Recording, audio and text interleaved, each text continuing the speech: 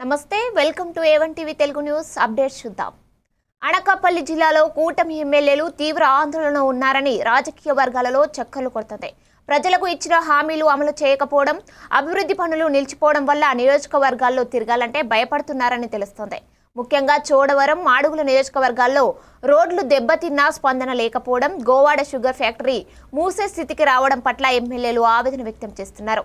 చెరుకు రైతులు నష్టాల్లో కూరుకుపోయినా ప్రభుత్వం స్పందించకపోవడం, పడిపోయిన బ్రిడ్జిలు, రవాణా ఇబ్బందులపై కూడా పరిష్కారం లభించలేదని ఆగ్రహం వ్యక్తమవుతోంది. ప్రజల ప్రశ్నలకు సమాధానాలు చెప్పలేని పరిస్థితుల్లో కొందరు ఎమ్మెల్యేలు గెలిచి ఎందుకు అని తలలు పట్టుకుంటున్నారని పార్టీ వర్గాలలో గుసగుసలు నడుస్తున్నాయి.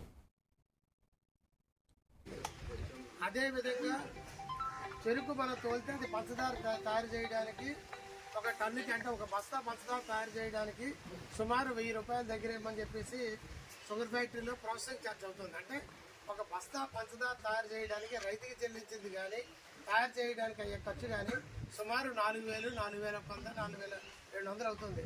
కానీ బస్తా పంచదార బజార్లు అమ్మితే 3800, 3900, 3000, ఒకసారి 3500, 3400 కూడా వస్తున్నాయి. కాబట్టి నికరంగా బస్తా పంచదార తయారు చేస్తే 500 రూపాయలు నష్టం కలుగుతుంది.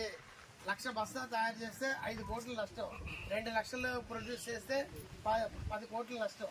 కాబట్టి మనం చెరుకు పండిస్తే పంచదార చేస్తే దానివల్ల లాభదాయకంగా కాదు అన్నది పెద్దలు గురుగారు బండారు చెప్తారు. మేము అందరం మాట్లాడుకొని చెరుకుకు బదులుగా మనందరం కూడా ఫ్యాక్టరీని ఇథనాల్ ప్లాంట్ చేద్దామా, డిస్టిలరీగా మారుద్దామా అన్న ఆలోచనలో ఉన్నాం.